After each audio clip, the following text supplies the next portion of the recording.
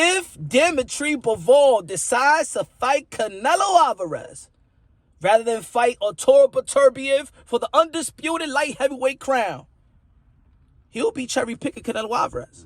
Yeah, you heard what I said. He will be cherry-picking Canelo Alvarez. Y'all probably looking at me like I'm crazy right now, huh?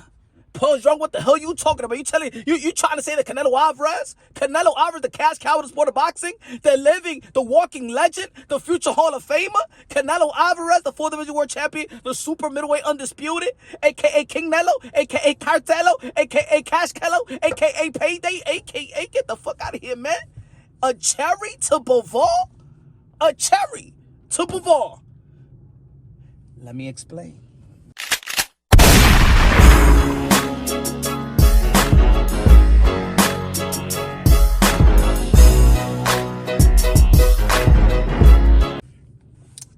Let me explain. Canelo Alvarez himself said that he was small. And he went out there to fight Dimitry Bivol because he wanted the challenge. And bravo to Canelo Alvarez. That's what we appreciate about Canelo Alvarez. He's raised the bar. He is the standard of the sport of boxing. But he himself said he tried. He tried to do something great. He tried to challenge himself. And he figured out that he was too small, right? Pugilists of the game, legends of the game, like Oscar De La Hoya said that it was a stupid move for Canelo Alvarez to fight Dimitry Bivol because of style, size, and things of that nature. Roy Jones Jr., the guys of Paul Mananaji, a lot of guys feel like, it was not a good move, and it's not a good move now that we saw what happened in that first fight.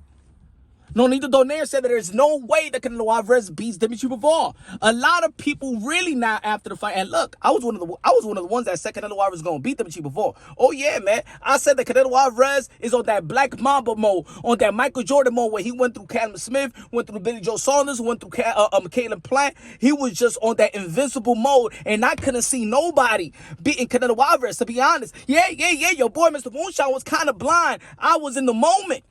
You know, when you see greatness, yeah, you get in the moment. I appreciate, I support the moment, but just like that moment humbled Canelo and his team. Like, all right, you're too small. Now, don't go ahead of yourself. He's humbled guys like me as well. But that's a good thing. I appreciate that. Anyway, I appreciate the fighters. I can't get it right all the time, right? But Canelo Alvarez, let's be honest, maybe won like 3 rounds. A lot of people feel he only won 2 rounds. A lot of people felt like that fight was not even close. So, we have an undisputed in our hands. Of course, we got to see what happens with Beterbiev and Anthony Yarde.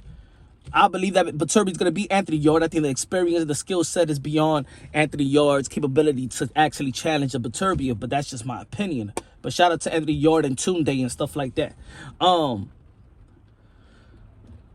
We had an undisputed in our hands in the welterweight division for a while, and we blamed the promoters. Now, Dimitry Bivol was stating that maybe that we got to understand that promotional, that they may want the fight, that fighters may want the fight, but the promotional company may not want the fight, may not want to risk their investments in his latest interview. Now, if a lot of people got in the case of Bud Crawford, people may have to get in the case of Dimitry Bivol. He got 1 belt, but Beterbiev got 3 belts.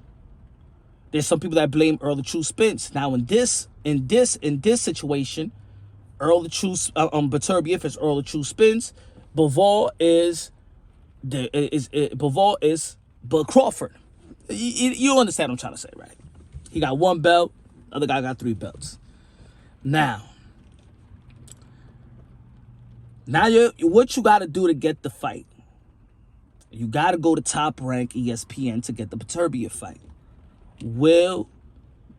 Or do it have a joint venture? Is this a big fight enough to have a co-promotion with DAZN and ESPN? I don't think so. I don't think so, because these guys are not, their names doesn't ring bells like that. You know what I'm saying? This is for the hardcores of the hardcores. Who is going to have to sacrifice to go to one's network or stream service. I believe Dimitry Bivol, if he really wants to fight. Now, there's going to be people out there that be like, you know what? There's going to be a lot of Canelo Alvarez fans. I'm a Canelo Alvarez fan. I'm just not the fanboys. Those are the crazy ones and stuff like that. You know, like Deontay Wilder, he got fanboys. Floyd Mayweather had those fanboys. Pacquiao had the pack charts. There, you know what I'm saying? Canelo Alvarez has a great fan base that is logical, objective, but then there's other fanboys, you know what I'm saying, that think that that you can't even criticize him just a little bit and stuff like that. That he could be Tyson Fury. Anyway, now we keep it unbiased, logically, and objectively. As a Canelo Alvarez, I said that Canelo Alvarez is great enough to go back to the drawing board and actually have a good chance in beating Bivol, because I believe that Canelo Alvarez is an all-time great. I believe he could go back to the drawing board and make a better account of himself. But looking at the first fight, it wasn't a close fight. You know what I'm saying? That, you know, and looking at the Triple G fight, did Canelo Alvarez actually get better? Now, people could blame it on his injuries or you know what I'm saying, his body breaking down, or maybe him and Eddie Reynoso have plateaued together. I've stated that as well. I think that they have plateaued together, but I think I don't feel like that Eddie Reynoso should be fired or anything of that nature. I think they should add more to Canelo Alvarez. He's still young enough to get better. He's only 32 years old. He's still young enough, still in his prime, to get better. We seen him with Manny Pacquiao. We seen him with Miguel Cotto. Guys like the guys in their 30s got better and stuff like that. We see even Floyd Mayweather. He had to adjust to his hands and became more of a defensive fighter, and he made few mistakes as money made as well. So he got better at a certain age as well. Bernard Hopkins got better at a certain age as well. So we can't neglect the fact, you know what I'm saying, that yes, you could get better, and Canelo Alvarez, I believe, is great enough to get better. But the number one priority for the sport of boxing, I believe so, is for the undisputed, and for the legacy of Bivol and Beterbiev is the undisputed. If Bivol chooses Canelo Alvarez, then he will be chasing the money like we think Bud Crawford went to BLK to chase the money. Will he be chasing legacy? He already beat Canelo Alvarez, and Bivol said, I'm not gaining anything by beating Canelo Alvarez. I already beat him. I'm being the little man, and there is no belt on the line, only my belt on the line as well. And Canelo Alvarez just stated that he want to fight Bivol in 175.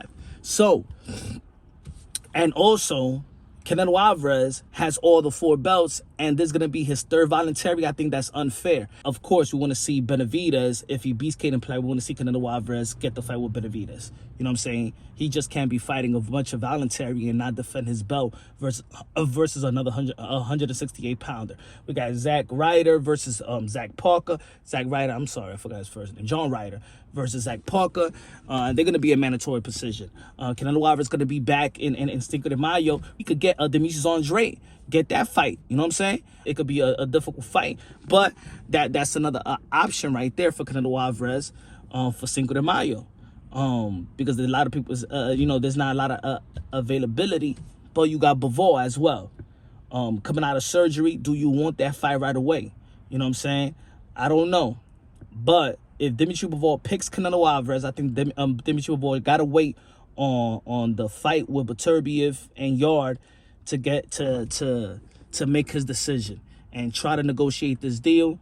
I think both of these guys are not really for the money like that. If they are for legacy, of course it's prize fighting, everybody for the money, but you understand what I'm trying to say. I don't think that the money's gonna dictate their next move.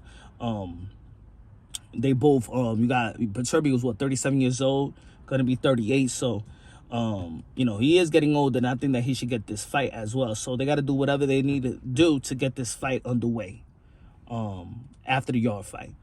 If he fights, of course, you know Eddie Hearn gonna want that money. He gonna want that Canelo Alvarez fight for Dimitry Bivol. But if Dimitry Bivol picks Canelo Alvarez, then he'll be probably cherry picking Canelo Alvarez because, hey, remember what they say. They said that Canelo Alvarez was cherry picking Dimitry Bivol because they thought it was an easy fight. And I believe that a lot of people looking at the first fight believes that Dimitry Bivol fighting Canelo Alvarez and for the second fight is an easy fight for Dimitry Bivol. So is Dimitry Bivol cherry picking Canelo Alvarez? I know labeling Canelo Alvarez as a cherry is like undergrade or stuff like that. You know what I'm saying? Like devaluing him. But let's keep it consistent. if Bivol was a cherry before, is Canelo Alvarez now the cherry? Hey, you know what I'm saying? I'm just ahead of the narrative.